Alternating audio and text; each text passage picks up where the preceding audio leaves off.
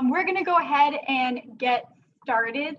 So my name is Kristen Matulewicz, and I am the Curator of Community and Academic Programs at the Biggs Museum of American Art. Today we're going to be looking at the artwork of Sir Lawrence Alma-Tadema and why he was such an interesting character during the Victorian period, and why his artwork sold primarily to the British Nouveau Riche as well as the Americans. Now, before we get started, I wanted to walk everyone through how this Zoom webinar works. As you've seen, you don't have a video option or a speaking option, so if you have any questions, as we go through this, you're going to want to type them into the chat box. Ryan, our curator, is going to be our producer tonight, and he'll be following the chat box. If there's any questions that need immediate answering, he'll be jumping in, so you'll get to see him. But the way you get to your chat box is if you just hover your mouse over the screen, you'll see either at the top or bottom of your screen a banner pop up that has a chat option.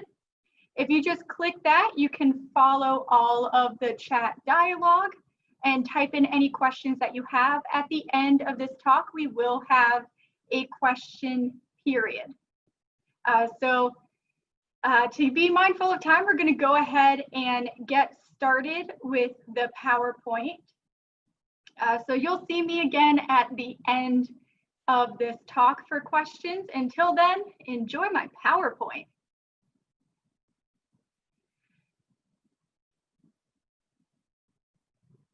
So before we get started, I want to just introduce you to some of our upcoming programs.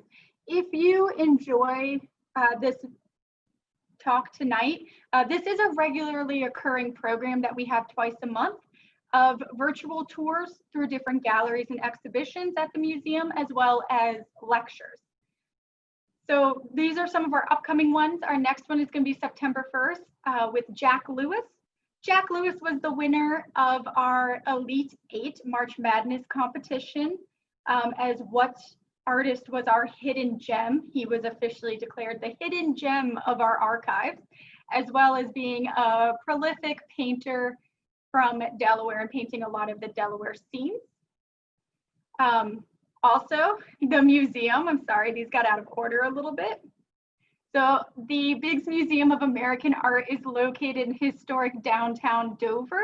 We are a museum focused on American art from as early as the very early 1700s. I believe we have a few pieces from the early 1600s, all the way through practicing artists today. We exhibit it all in 21 different galleries, as well as rotating exhibitions. We do have an upcoming exhibition in the winter of Salvador Dali illustrations as well. So we change it and we mix up what goes in there, but our standard always open galleries are historical, and they have a range of artifacts from everything from chairs and weavings and objects through paintings and marble sculptures inside our gallery.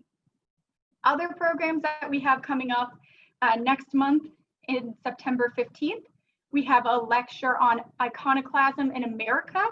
And this is sort of the history of monuments and images and the removal of them throughout American history. We also have, if you're located in Delaware, we do have a live program, Watercolor and Wine, where we'll be painting outside. We have a watercolor artist who will be coming in, walking everyone through making outdoor paintings while drinking wine. So if you're in the area, feel free to join us for that. And we also have the next time I'll be presenting is our Impressionism Gallery Tour on September 29th. And in that, I'll be taking our viewers through our Impressionism Gallery. So with that, let's go ahead and get started. So, while many nowadays may not know the name Sir Lawrence Alma-Tadema, he was a prolific painter and the most well-paid of Victorian England. his primary clientele being the rising wealthy in both England and the States.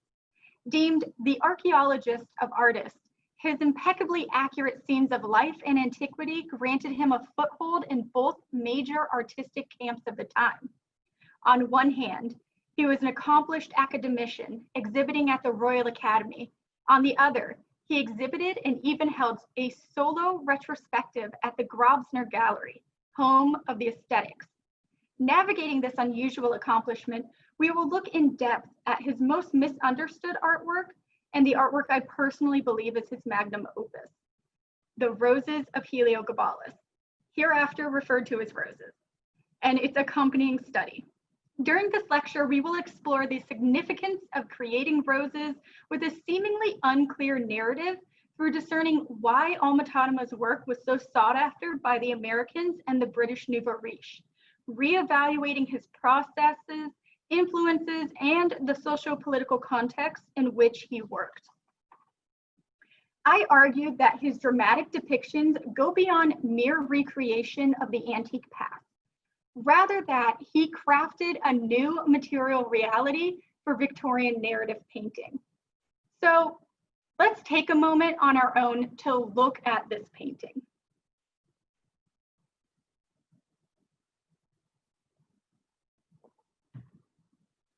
We have the imperial host, Heliogabalus, and his personal entourage of elites watch the scene from a raised triclinium. Lying around a table laden with fruits and drinking vessels, Alma-Tadema breathes life into the faces of the imperials. Beginning on the left side, Alma-Tadema introduces us to the youthful emperor, identified by his golden tiara and radiant shot silk robe. Shining gold and orange, he signifies his unabashed decadence and references his position as the high priest of the Syrian sun god, Heliogabalus. He cradles a golden cup as he impassively gazes down his long aquiline nose, watching his guests in the foreground. Beside him, holding a pomegranate in her heavily jeweled hand, is his grandmother, Julia Mesa, wrapped in a purple palla and a large gold diadem. Her face appears to be detailed from a sculptured limestone portrait currently at the Pennsylvania University Museum. Next to Julia Mesa is Publius Valerius Comazon, the commander of the Second Parthian Legion. He's dressed in a green tunic, crowned in a laurel wreath, and shown raising a blue drinking bowl in delight as he smiles. Tucked away beside him and partially obscured is Heliogabalus' third wife, Anna Faustina. Crowned with white roses, she stares wide-eyed at the cascading flowers. Beside her are two unknown women who lean forward. One crowned with white daisies laughs and stretches for a better view. The other woman, eating grapes, gazes at the green-clad barbarian, raising an eyebrow in interest. In the final spot at the table, clothed in mauve linens and a red coral necklace, is Heliogabalus' mother, Julia Somaeus. She lowers her heavy-lidded eyes and smiles softly at the man with a red flower crown in the foreground. On the floor, in the foreground, we see the banqueters. Beneath the cascading roses on the left side of the canvas is a group of four. The woman closest to the curtain begins to stand, looking down towards a man with a wave of roses breaking around his head. This man, in a dark tunic, stretches, still cupping his drink with one hand. Beside him is another, adorned with a crown of white berries, who, while hardly exposed, is still shown eating grapes as he exchanges glances with the commander. Barely noticeable is a woman completely enshrined with roses. Only her eyes, nose, and mouth are visible amongst a sea of petals. In the center of the canvas, the woman with a crown of blue crocuses plays happily with an ostrich fan half covered beneath roses. Beside her, a man protects his face from falling flowers. And to the right, there are two final banqueters, a decadent woman in a sheer mint-colored dress with gold embroidery and a crown of soft pink roses like those falling. She wears a serpent armband, holds a pomegranate, and makes unabashed eye contact with the viewer. Finally, Looking towards Heliogabalus is a bearded man in green with a long braid spiraled into a crown. Alma-Tadema's choice to include this figure hints at one of the emperor's tumultuous sexual relationships. A charioteer from Caria, noted for his long blonde hair, Heracles. Heracles was forcibly removed from Heliogabalus' service on numerous occasions and repeatedly brought back, before eventually meeting his end at the execution of Heliogabalus. Now, Alma-Tadema has framed this scene between glistening pillars of marble and a vibrant backdrop of a Mediterranean sky accompanied by the music of an aulos played by a bacchante. The Roses of Heliogabalus is inspired by the events described in the Augustan histories. It recalls a scene in which the young Syrian emperor Heliogabalus, infamous to both the Romans and Victorians for his uncouth passions, buries his parasites in violets and other flowers, so some were actually smothered to death, being unable to crawl out the top during a banquet in 220 CE. Roses depicts this scene. So let's reassess. Alma-Tadema shows a group of 7 banqueters lounging in the foreground at the moment of their demise. One of the enigmas of this painting is none appear to struggle against their impending doom. The murder weapon, a cream-colored curtain, flutters down from the ceiling in the upper left-hand corner. Pouring from its curtain is a deluge of pink rose petals that cascade over the guests from left to right as both the imperial entourage and the viewer look on in enjoyment. A beautiful scene set against glistening objects and a alluring sky and the music played by a bacchante. This juxtaposition between sensual presentation and depicted atrocities has continued to plague Roses since its presentation at the Royal Academy's Spring 1888 exhibition. Being so visually appealing, Roses attracted critiques from a vast array of Victorian viewers. Praising the painting, M.H. Spellman, art critic and writer for the Magazine of Art, applauded Alma-Tadema's technique, stating that, quote, "The Roses of Heliogabalus is to particularize another masterpiece of execution. In some respects, the painter's chef d'oeuvre." However, the painting garnered more ambivalent comments from viewers such as Frederick William Frere, an English cleric and writer who questioned, was there nothing worth the infinite toil of this skilled hand but the carnival of bejeweled sensualism, this portent of abysmal depravity, this avalanche of wasted roses over the dazzling banquet of the world, the devil and the flesh, that banquet where the dead are there and the guests in the depths of hell.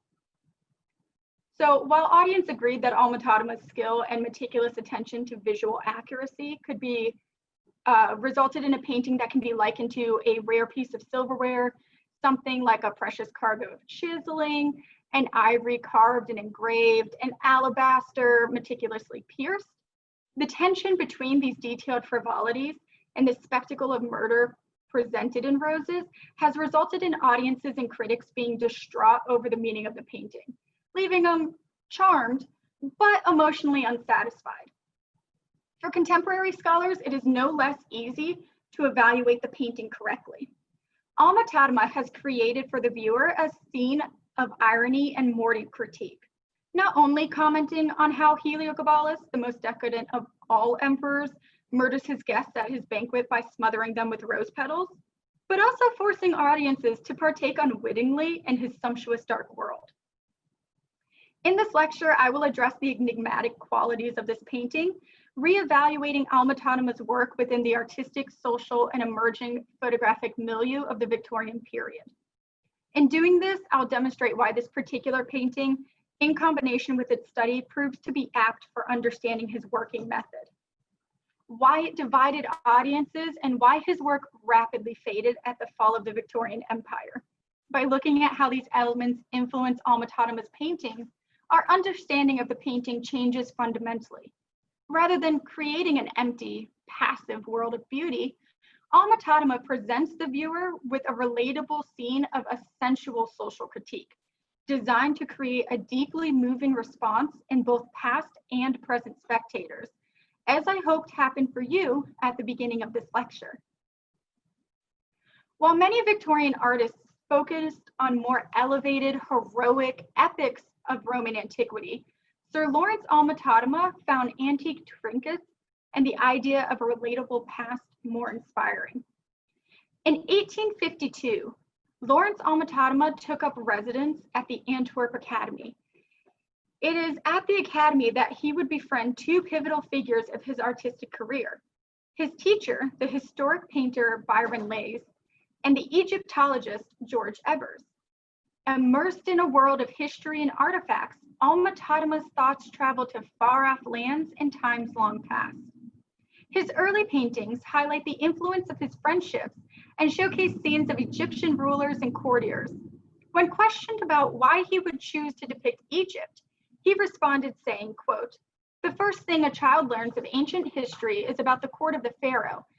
And if we go back to the source of art and science, must we not return to Egypt?" It was his honeymoon trip to Italy with his first wife, Pauline, in 1863 that ignited his imagination with making Victorians a part of antiquity. Upon seeing the preserved villas of Pompeii and Herculaneum, Alma-Tadema was seized with an enthusiasm to learn all about the life of the Romans. He read, he drew, he measured, he photographed. It was a passion to last for all his life.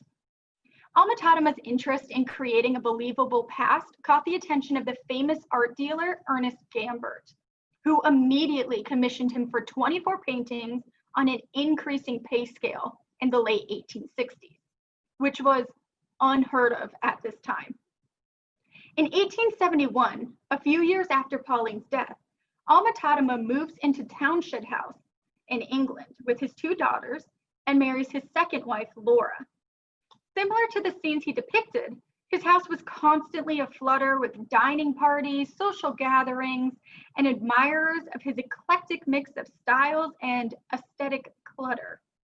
In amongst this clutter were rooms painted like Pompeian villas, mosaic entries reading Salve, and not so rarely, a large Dutchman wearing a wreath of bluebells and one of his togas a la Tadema, designed for his paintings and based on Greco-Roman prototypes.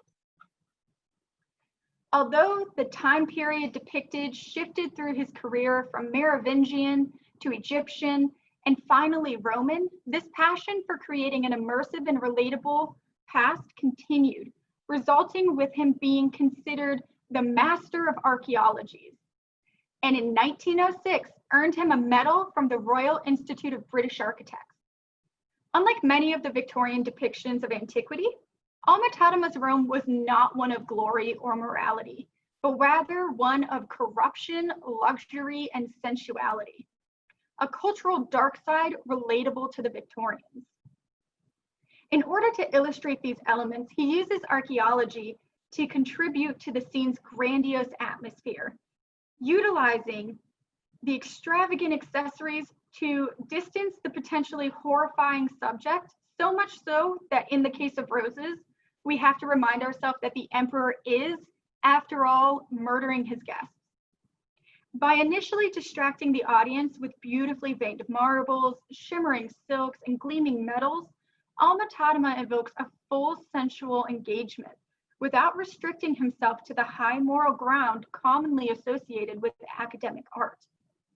While this decision resulted with him being the most well-paid painter of Victorian England, not everyone appreciated his particular approach, such as the notable critic John Ruskin, who declared him, quote, the worst painter of the 19th century. Ironically, it is also Ruskin, the president of the Royal Academy, who first labels Alma-Tadema a classical painter, accepts him to the Royal Academy in 1876, and grants him a full academician title in 1874. In order for him to exhibit classical work at the Royal Academy, his art needed to be impeccably correct and focused on Greco-Roman subjects.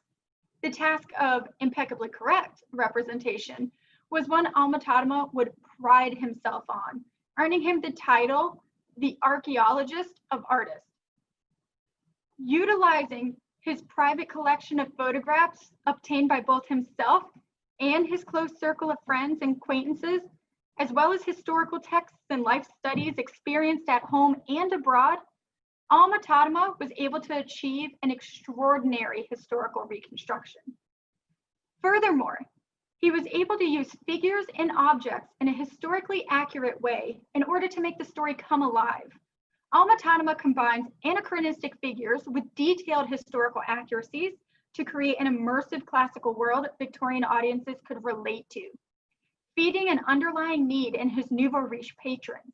This practice allows Victorians and Americans to draw parallels between their society and that of the Romans, validating themselves, their expanding empire, and showing Victorian audiences that Romans and Greeks were ordinary people just like themselves. Turning our attention back to roses.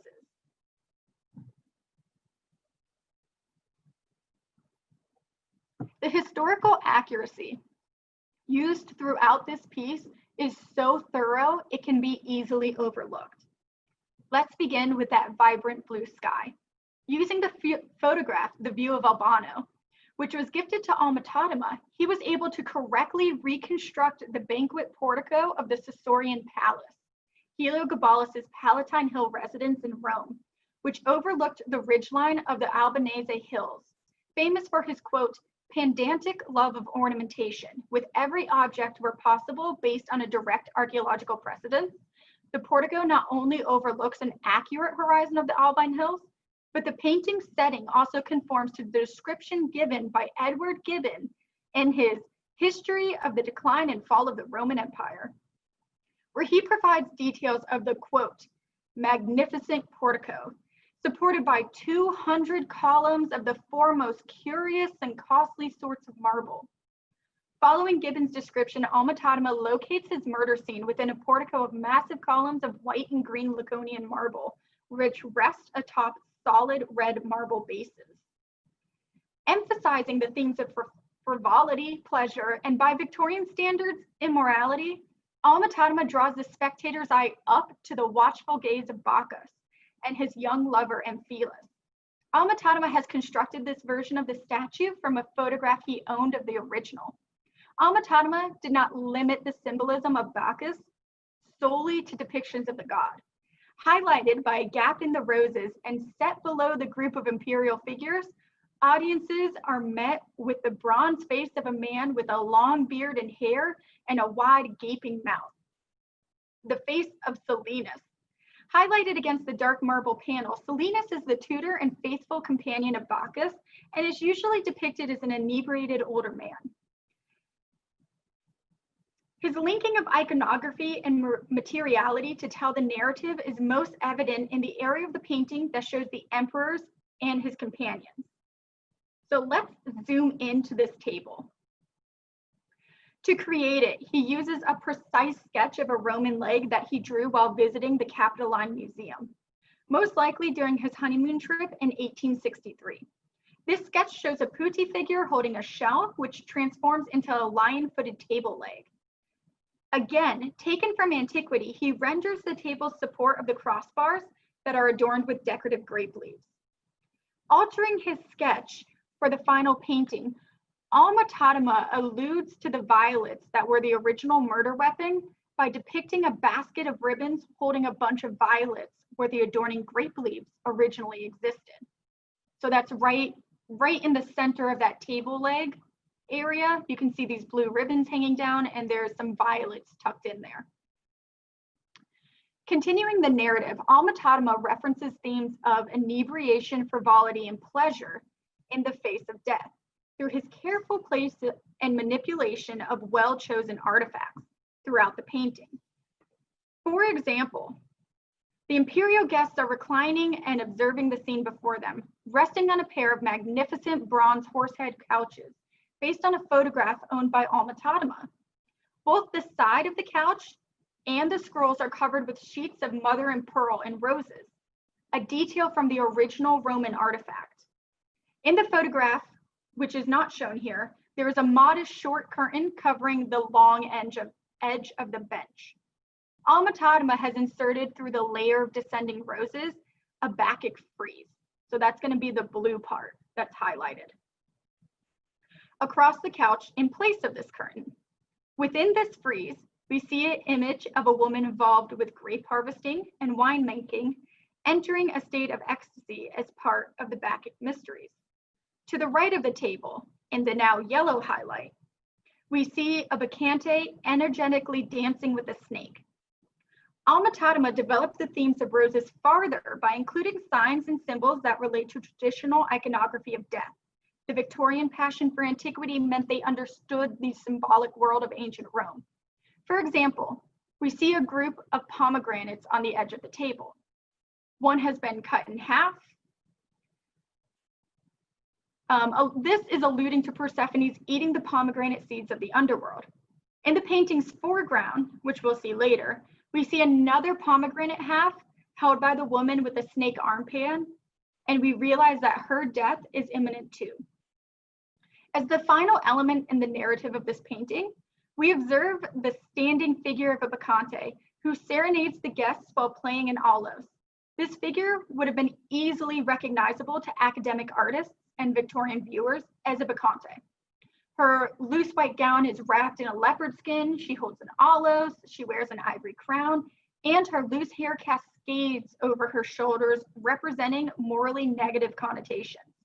This Bacchic figure, representing frivolity and pleasure, provides a counterfoil to the intense focus of Emperor Heliogabalus, whose passivity in the face of death is surprising and resonates with the sentiments of death and violence.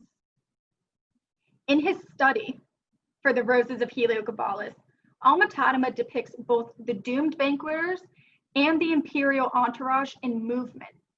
Unlike in the Roses of Heliogabalus, the foreground figures of this study frantically twist and writhe to free themselves from the falling flowers.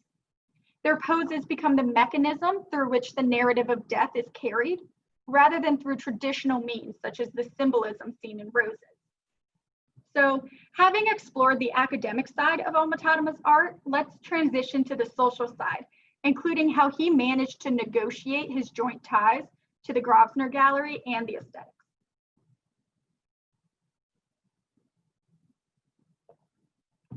So to give us some background, during Queen Victoria's reign, which is 1837 to 1901, England encountered a period of prolonged peace and prosperity. The expanding economy and increased trade led to a middle class who wanted to display their newfound wealth in a similar fashion to that of the established wealthy. Simultaneously, the Americans are experiencing what can be drastically summarized as an overcorrection. Following the harsh division left by the Civil War, Americans are trying to align themselves as the next great empire of Western tradition. One way the Nouveau Riche, or new money, sought to obtain their desired merit was by mimicking a lineage of historical agency. Understanding this, Alma-Tadema crafts scenes to be understood by average audiences and formats his art in a way that actively engages the viewer. By using photographically and theatrically driven formats, Alma-Tadema is able to provide middle-class patrons with a snapshot-like view into history, taking his audience through the streets of old Athens, reconstructing the temples, altars, and dwellings, the shops of the butchers, the bakers, the fishmongers, just as they once were. This approach to creating historically accurate works portrayed through a modern lens allowed audiences to place themselves within these scenes, thereby fostering a feel of historical importance, as if the viewer were actually present to experience these events. Alma-Tadema combined realistic detail, anecdotal content, and technical mastery with a modicum of classical culture. Not too difficult to understand, but enough to convey a vague atmosphere of learning, something which they, the middle class, may well have felt themselves to be deficient, thus allowing him to please aristocratic taste through iconography and skill, while simultaneously targeting the middle class.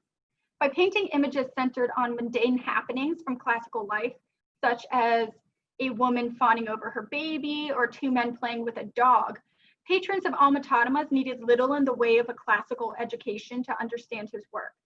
Because Alma-Tadema peoples his canvases with Victorians in Roman dress and self-consciously merges the past and present, Roman and England, classical and modern, he provides the Nouveau Riche with their desired historical agency by supplementing Victorians into Roman scenes.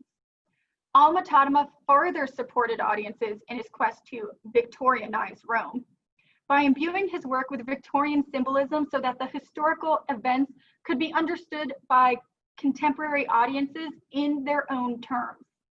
This practice earned his work the title of 5 o'clock tea antiquity or Victorians in togas, not only making antiquity comprehensible to Victorian middle classes, he also provides his audiences with a desirable historical presence. This approach allows his audience to draw parallels between themselves and their classical counterpoints at the height of the Roman Empire. The Victorian spectator then used Alma-Tadema's provided escapism to validate themselves and their rapidly expanding empires as the development of a new Rome. Cultivating his patron's need for a fictional historical agency, Alma-Tadema blossoms into the most well-paid and widely recognized Victorian painter of antiquities, not only for his brilliant technique, but also for the astonishing fidelity and vision of his ancient world.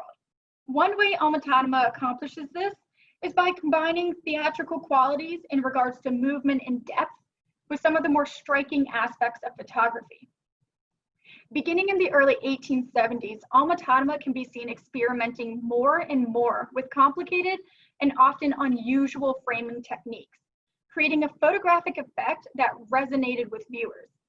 His work departs from linear formats and instead leads the eye through multiple doorways or frames, ultimately relying on the viewer's own imagination to negotiate the complex planio juxtapositions and bring the narrative to life.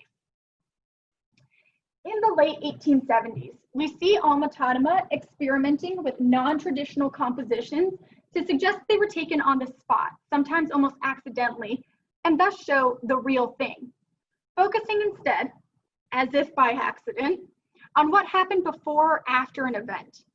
These scenes deny their own nature as constructions and pretend to be reality itself, maladroitly out of focus and therefore not artificially fabricated. This innovative approach, in conjunction with remarkable materiality and aestheticism, is why his paintings have inspired and continually are recreated throughout film history, including early filmmakers like Louis Friulère, Lucio Rodolfi, Enrico Guazzoni, who all depicted Alma-Tadema's The Roses of Heliogabalus and the Death of the Firstborn. More notably, you can see Alma-Tadema's influence on Cecile DeMille and William Wyler's 10 Commandments, Cleopatra, and Ben-Hur. In more recent times, we can see Alma-Tadema's lasting influence on Riley Scott's, quote, Black Tadama styled film Gladiator, or in Chronicles of Narnia. We'll briefly explore a 1907 painting that highlights both his advancement of snapshot techniques and the careful delineated, historically accurate detail, Carcalla and Gaeta. Here, Alma-Tadema depicts the festival celebrated in 203 CE, when Semptus Severus bestowed the title of Antonius Caesar upon his son Caracalla.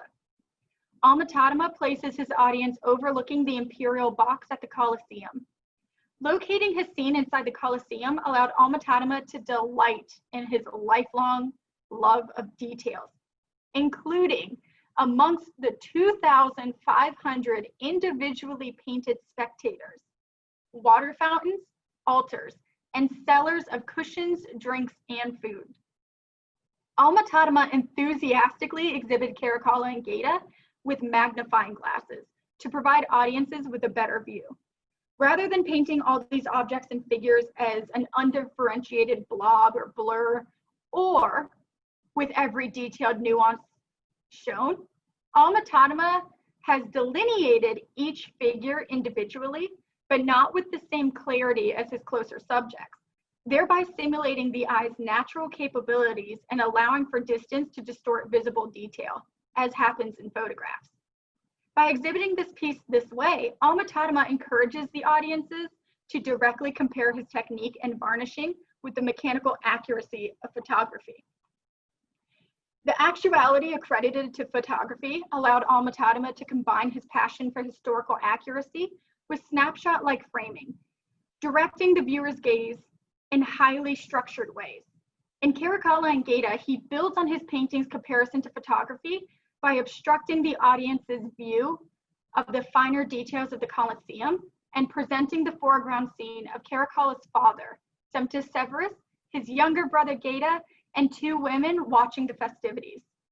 These figures are positioned in such a way that the viewer's eye is drawn past them, overlooking the scandals unfolding before their eyes. A rich scene of foreshadowing. Caracalla's mother, Julia Domna, is discreetly passing notes to a servant while Caracalla glares at his younger brother Gaeta, who he will eventually murder. Although these foreground activities create historical intrigue and inform the viewer of the destruction of the imperial family, Alma-Tadema has created a low viewpoint to draw the spectator into the work, utilizing the columns' repetition to lead the viewer's eye deeper into the scene and away from the imperial box. Capturing this poignant moment within the imperial box can be perceived as no more than an obstruction to the excitement of the background. Turning now to compare the finished painting Roses of Heliogabalus to the study, we see Alma-Tadema using his interest in abrupt edge cropping and oblique viewpoints to draw the spectator's eye away from the horrors of this episode and encourage exploration of the very real world he has created. Whereas in the final work, there are many segmented and detailed sections to draw the eye deeper and away from the guest. In the study, Alma-Tadema has prevented the viewer's eyes from wandering from the dying banqueters. So, let's take a look at the study and notice how differently we interact with the scene. The Roses of Heliogabalus is unique to Alma-Tadema's oeuvre because of an existence of a study. Alma-Tadema once stated that, quote, "I alter as I go. As the thought comes, the picture shapes new ideas, new positions, new expressions, new everything." This statement is beautifully illustrated by the remnants of two unfinished paintings left in his studio at the time of his death. Even more unique at this time, the study was exhibited with the final work at the Royal Academy in the spring 1888 exhibition. Presenting the study to viewers suggests that Alma-Tadema saw it as a completed and successful work. I highlight that when the two are compared, Alma-Tadema modifies the narrative, the two artworks, by altering how the viewer interacts with the image. In his study for the Roses of Heliogabalus, the most notable change is the lack of the Albine Hills panoramic. Instead, he places the banqueters in an impressively dark interior set with dark draperies of olive and burgundy. We see tiny sliver of partially obscured blue sky exposed on the top left-hand corner. Missing is the figure of the striking Bacchante, the statue of Bacchus and his young lover, and our eye is drawn immediately to the golden robes of Heliogabalus and then down to the bottom of the canvas through his use of color. By closing off the top half of the canvas with dark colors and dense fabrics, Alma-Tadema draws attention to the surplus of pink petals which fall in clusters from multiple points on the canvas to create a curtain of their own. The roses tumble as a mass out of the dark gold and purple curtain on the left side and cascade across the canvas from an unseen origin in three clusters. On the left, a group of four people dramatically twist and strain against the deluge of petals pouring from the purple curtain. Mirroring this group on the right is a trio covered in roses falling from just out of view. This small group appears to fight less than the other one. The woman fruitlessly waves her arm above her head, swatting the flowers as a man cries, and the woman in the front corner has yet to let go of her wine. The final cluster falls in the center of the canvas, a thick mass of roses, a heavily tipped urn, a corpse, and a man already worn out from fighting are shown. Alma-Tadema has presented for the audience three stages of his horror: the onslaught, the battle, and the aftermath. He further entices viewers to place themselves as a spectator by depicting petals trickling through the center of the canvas, visually emphasizing the mask bearing down upon the guest, highlighting the sense of entrapment within the scene. Returning to the upper part of the picture, a group of 9 spectators gather around the imperial triclinia, reveling in the murder from the shadows.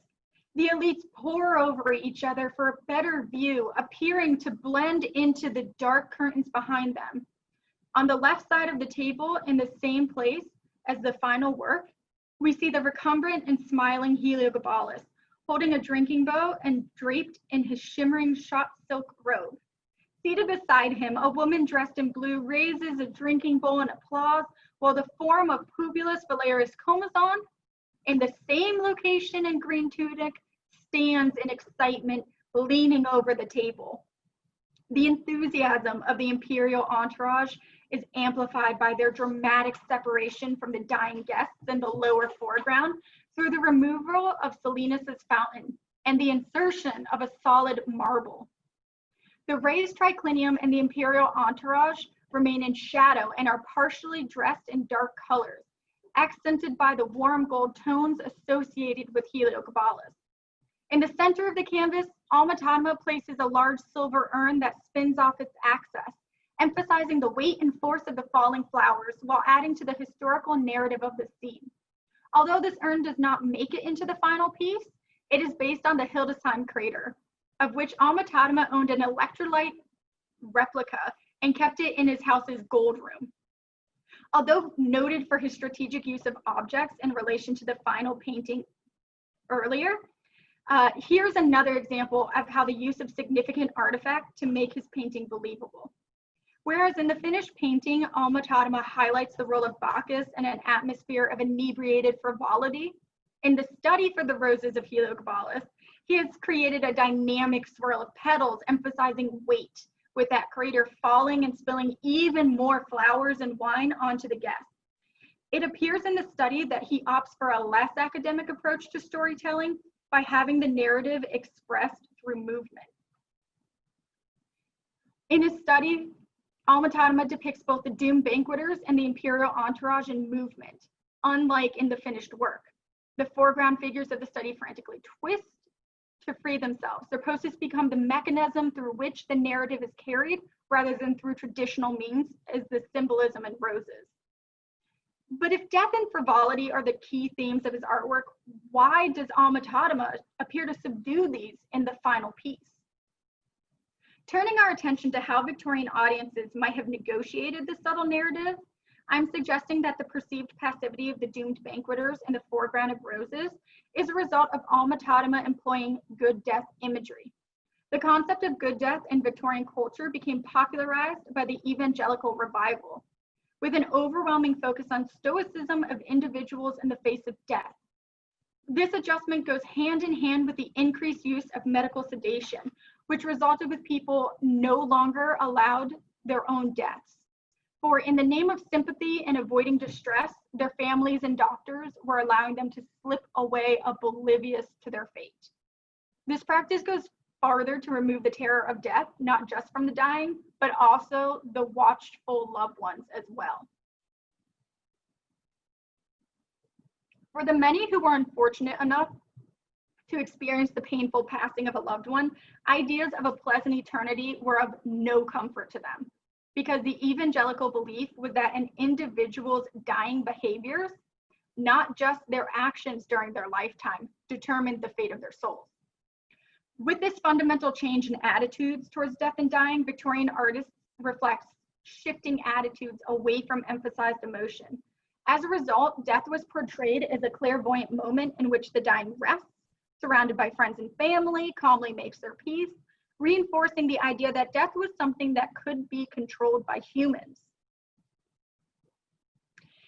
If we keep in mind the popularization and circulation of this sort of resigned acceptance of death, Alma-Tadema's depiction of the dying banqueters becomes less jarring.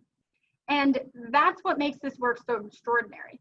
Alma-Tadema has decided to interpret the narrative relying on good death practices of this period, and simultaneously filling the scene with light and sparkling materials, elements that purposefully divert attention from the fate of the dying individuals, which we'll look at in a moment.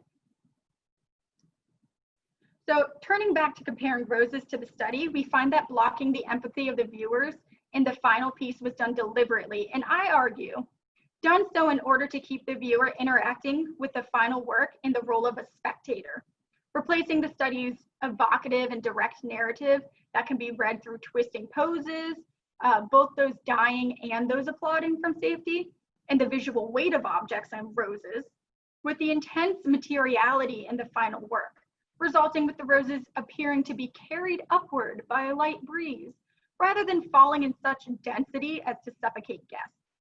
With an air of passivity presiding over the final work, it is through the alteration of the murder weapon, roses, that Alma-Tadema highlights the theme of death within the final painting.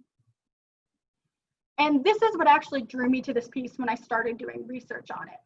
Because with a career built upon representations of meticulously crafted ornamentation, bolstered by archaeological accuracy, even attracting positivity from the artist Edward Burne-Jones, who commented that, quote, "No man has ever lived who has interpreted with Tadema's power the incidence of sunlight on metal and marble. Alma-Tadema has chosen to drastically alter the key weapon utilized in the scene. He has chosen to forego historical accuracy to help transplant the viewer into the Roman scene, transforming the instrument of death, the falling violets, to roses, and even nodding to this change by placing a garland of violets beneath the table, as we saw before. Alma-Tadema crafts the roses with the passion and conviction he held for all ornamentation.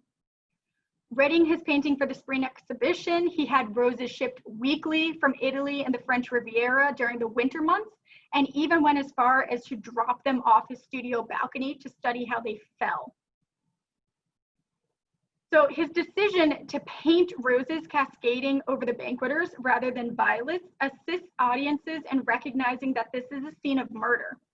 The plot is conveyed through the popular Victorian practice of flower language. The inclusion of flowers in paintings would have been associated with their popular Victorian meanings.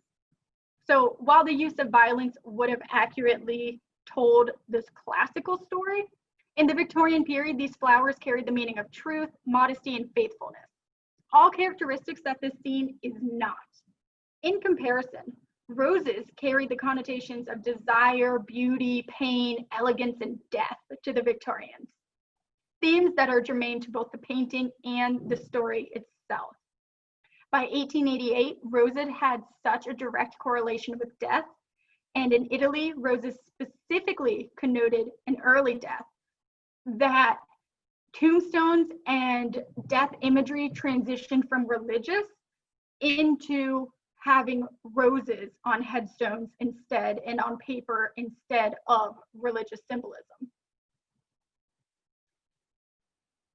So by altering history to encourage Victorians to participate in the scene, Alma-Tadema solidifies his audience's escapist desires, demonstrating that he doesn't see the Roman past as distant.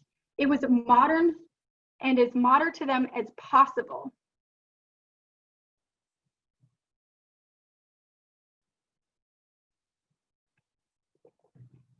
Alma-Tadema's representation of beautiful but tragic scenes from antiquity evolved from a clear narrative into deeply detailed, immersive narrative piece that encourages audiences to get lost in the rich materiality. This is where Alma-Tadema's meticulous detail goes from academic to aesthetic. The aesthetic movement blossomed from the need to escape the oppressive morality that seeped through the whole of Victorian culture.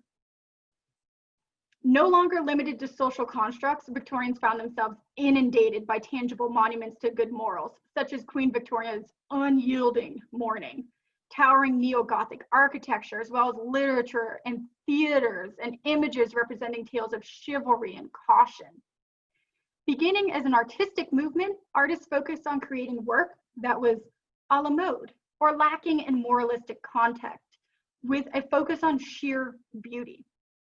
Simply put, the aesthetic movement is a retaliation against classicism and the old art establishment embodied by the Royal Academy. The theory behind the aesthetic movement was that it, the artwork, could be enjoyed for its own sake and needed impart nothing more than its own decorative existence to the beholder. Manipulating the Royal Academy's requirements of classical painters, Alma-Tadema was able to keep a foot in both camps and exhibit his art at the Grosvenor Gallery, as well as exhibiting classical work with the Royal Academy.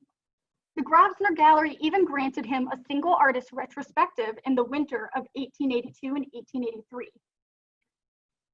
I argue that Alma-Tadema is actively engaging with the dialogue of this movement in order to take a new approach to storytelling, thereby manipulating the premier art genre, narrative painting, into an immersive and imaginative escape from the bustling streets of Victorian London.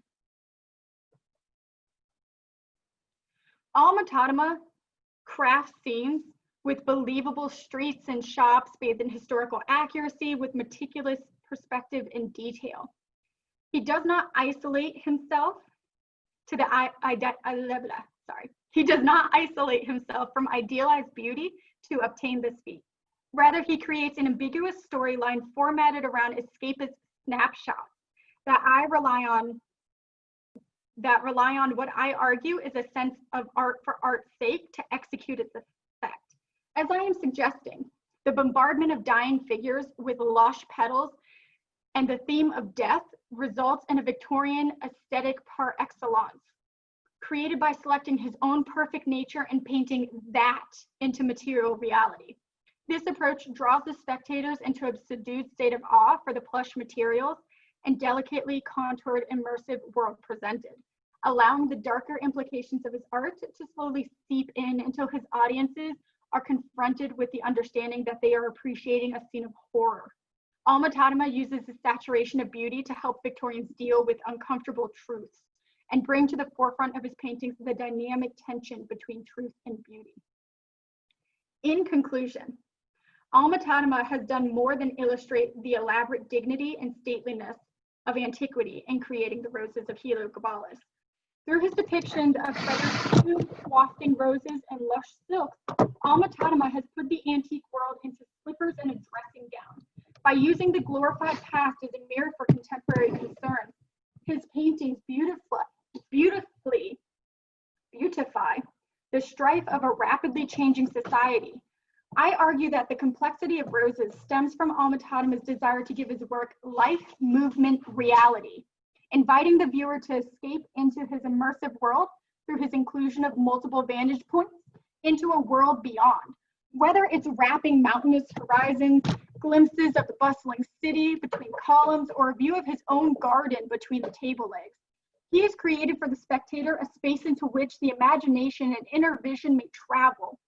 While Alma-Tadema invites the viewer to stroll among the Romans through the streets, he makes sure they do not get lost by filling his world with Victorian familiarities.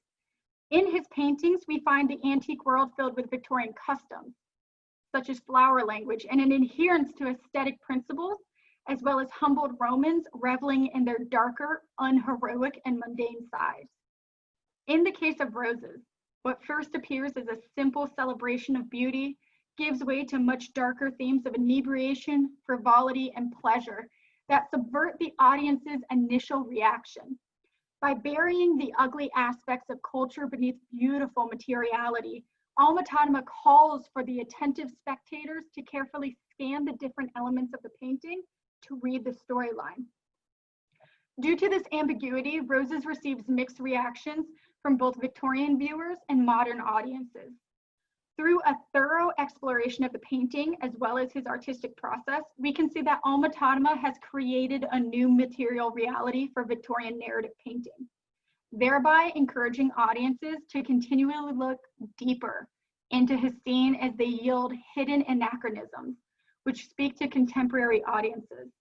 This lecture explored Alma-Tadema's creative process in the hopes of understanding why, after over 100 years of mixed reactions and being labeled the worst painter of the 19th century, Alma-Tadema and the Roses of Heliogabalus still beckon for viewers to participate.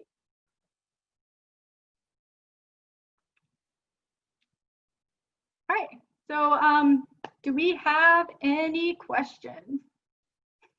That was a lot, I know. So if you have any questions, feel free to type them into the chat.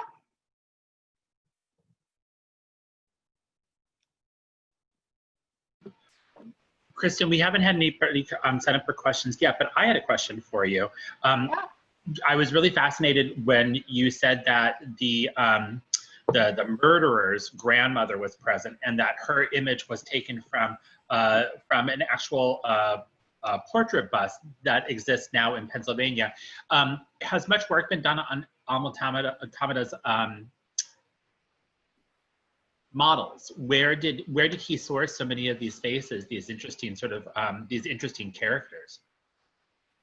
Yeah, so Alma-Tadema focused a lot of his artwork from historical reconstructions. So a lot of times his figures are going to be taken from sculptures. He had many sculptures. So like Curator, for instance, he had a replicated sculpture of one of his busts. He also, so like when possible, his characters are going to be based from these sculptures or descriptions given in historical accounts as far as actual characters. Now, many of his scenes, because he did like to put very Victorian looking people in togas and in scenes, many of his paintings are also just going to be models from the period, or a lot of times he did use his friends and family. Yeah, there are many accounts of like friends refusing to pose for him anymore because he was so detailed, and they would just be standing there significantly longer than normal models. Yeah. We have the next question is, did Alma-Tadema spend a lot of time abroad? Not particularly.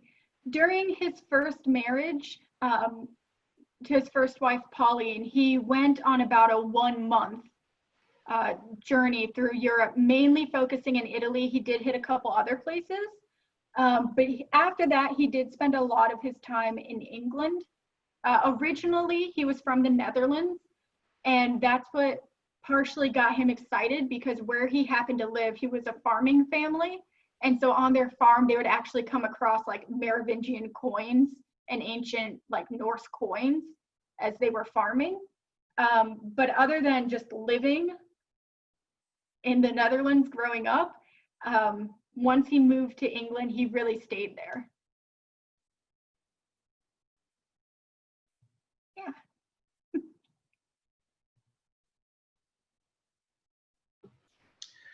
Next question is, do you know where this painting may be viewed at this time?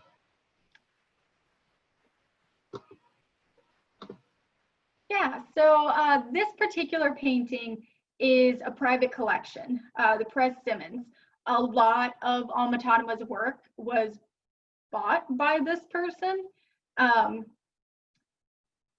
As far as this particular image, it goes on exhibition every once in a while. The first time it was exhibited since 1888 was in 2013 at the Leighton House Museum. They did Victorian Desire exhibition. And then it was in the private collection again until another traveling exhibition that wrapped up about a year ago called At Home in Antiquity. That catalog is amazing. If you can get your hands on an At Home in Antiquity catalog, they're incredibly high quality, and it's a collection of all of his, not all of his, but a large amount of his work and artifacts, as well as his daughter. The paintings we saw of his house was painted by one of his daughters. One was an accomplished musician, one was an accomplished artist. But there's like no research done on them right now. So if the best place to see them, there is some at the Birmingham Museum in Birmingham, England. There is another one in Spain, a very large painting of his, but for the time being, you may see like a couple of his sketches, like actual like pencil sketches in the Met. They have a collection. The V&A has a panel that he painted, like a big folding panel that him and his wife painted. And honestly, until the Lucas Museum opens in California, a lot of them are going to be private collection. But I think right now, George Lucas might be one of the largest holders of Alma-Tadema's artwork because of the narrative quality. So when that opens, you can go to California and see a lot of them. They do get very small. He has some paintings that are about like this big that are just as detailed. Yeah. So the next question is, have you actually had the chance to see this, the magnum opus in person? Yeah. So I have. Ooh, sorry. I don't know what happened. Can you guys see me? There we go. Okay. Stop. My screen flashed, so sorry about that.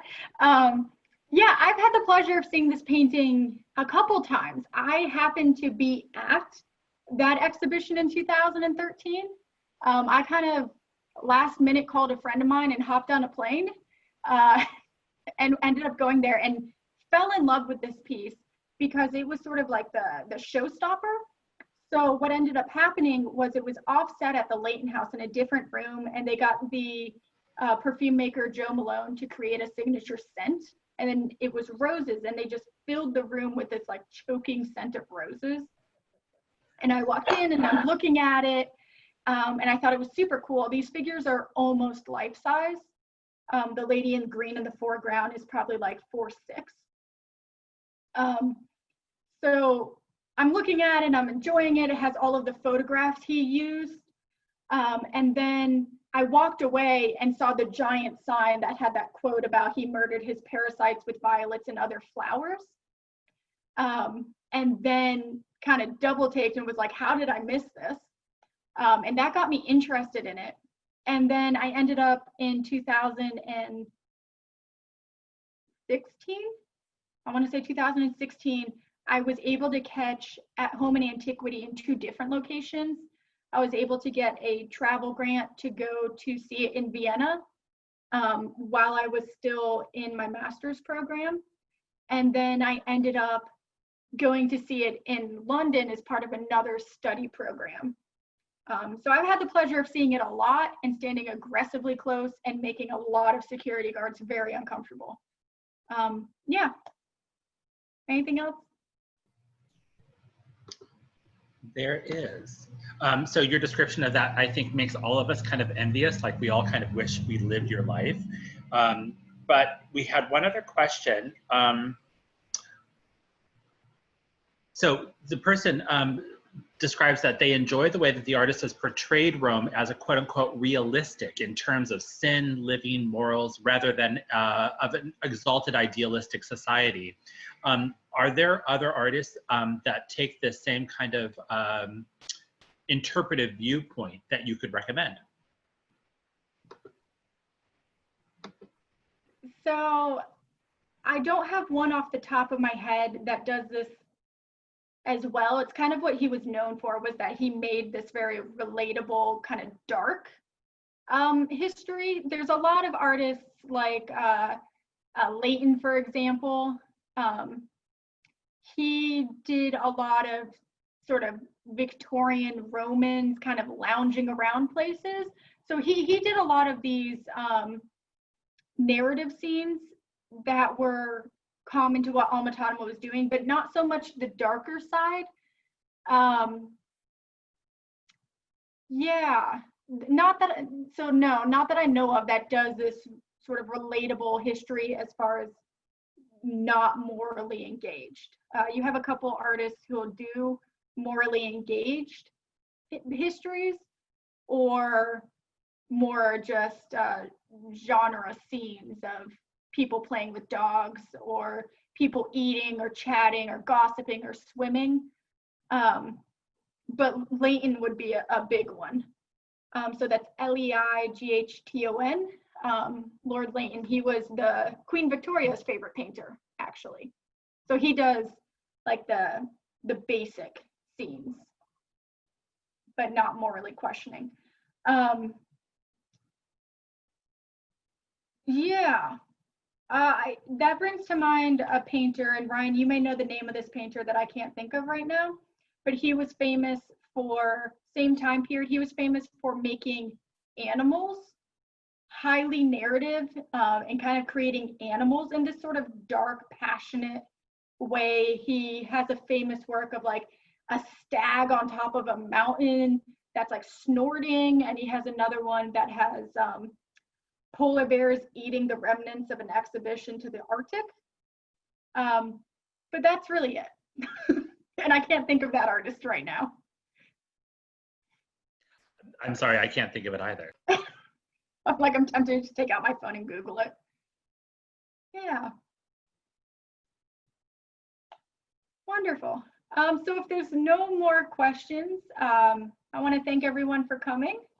You can feel free to email me if you do have questions. I've been studying Alma-Tadema and this piece for a very long time. I've published on this work, so I know a lot about Alma-Tadema and this piece and this time period. So you can feel free to email me. My email, I'm actually going to type it into chat quickly because that's going to be easier than to spell it.